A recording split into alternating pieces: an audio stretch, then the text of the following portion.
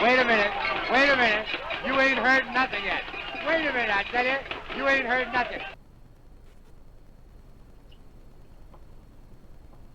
Hello and welcome to this edition of Recent Reads. I recently read Post of Honour, Book 2 of A Horseman Riding by R.F. Delderfield for the Chant's Reading Challenge.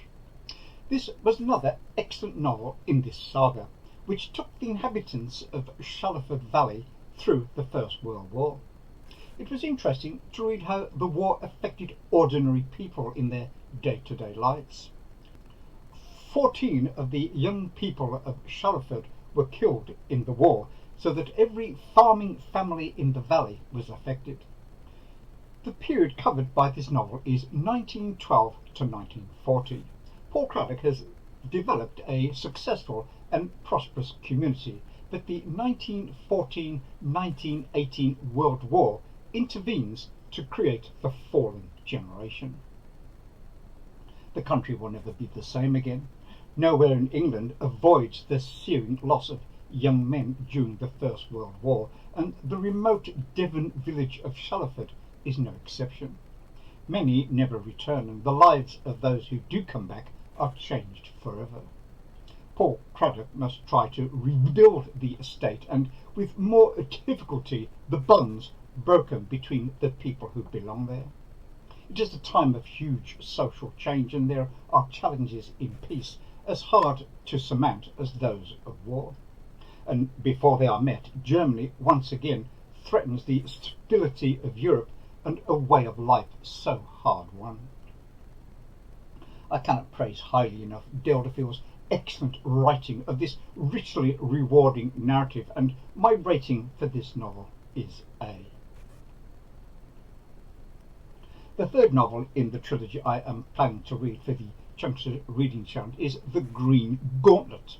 This is the last novel in the saga and the final book that will bring to a close the 2020 Chant's Reading Challenge. Donations to Book Aid International to date total £1,069.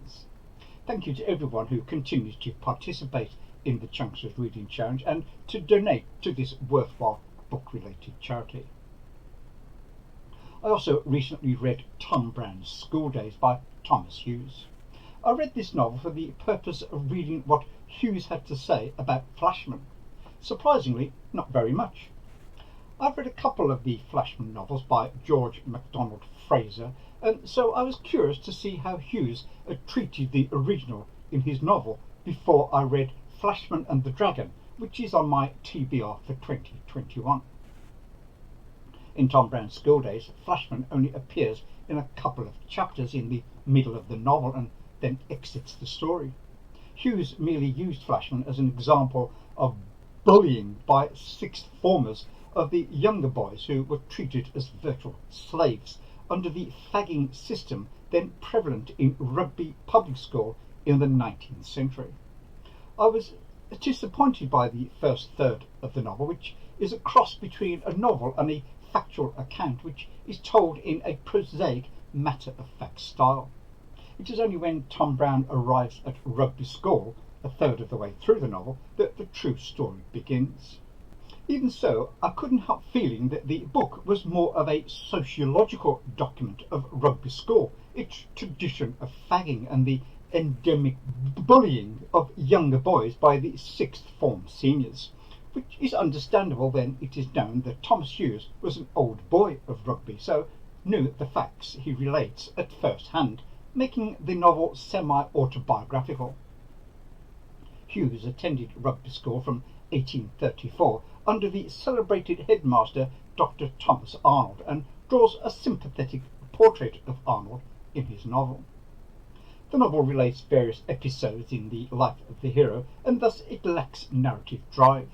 The incidents, setting and time period are much more interesting than the telling of them, thus my rating for this novel is B. I also recently read The Fur Masters Mistress by Christie Dickason. After reading this novel, I felt that the author had raised expectations that she didn't fulfill. I thought that the novel should have been called The Mistress's Firemaster, because it was much more about the Firemaster and making gunpowder than about the mistress. The story is set in 1605. James I has recently ascended the throne of England. Papist plots are rife, and a group of desperate individuals plot to overthrow the government by the device of blowing a parliament when it reconvenes on the 5th of November. The author takes her invented characters and has them interact with actual historical people from the period to create her story, part factual, part fictional.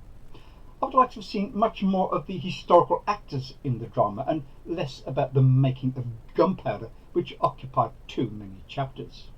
I enjoyed the novel, but not as much as I thought I would. My rating for this novel is B. I also read the Labels of Hercules by Agatha Christie. These are 12 stories featuring her detective Hercule Poirot. Christie took the original Greek myths and fashioned stories for Hercule Poirot using the myths as a basis. The stories were cleverly constructed, as are all Christie's stories, but overall I was not impressed with these slight, thin stories. For me, they were like drinking soup rather than feasting on steak. My rating for this collection is C. Finally, I read The Reader by Bernhard Schlink. The novel is in 3 parts. The story begins with a young German boy, Michael Berg, aged 15, who tells about his romantic involvement with a 36-year-old woman, which ends abruptly when the woman leaves the area. The story is told in simple, straightforward, readable prose in the first person. Part 2 leaps forward 7 years. Michael Berg is studying to be a lawyer and, as part of his training, attends a court hearing involving war crimes. Well, one of the defendants is his ex-lover, who, it turns out, was an SS guard at Auschwitz. She is sentenced to life imprisonment for her involvement in the war crimes. In Part 3, Berg marries and is divorced, and then for 10 years he sends tapes of himself reading to her. There is an underlying mystery related to his reading for her, which I will not reveal, and also the dramatic ending. My rating for this novel is B. And now here's a quick recap, and I'll be back soon with another BookTube video.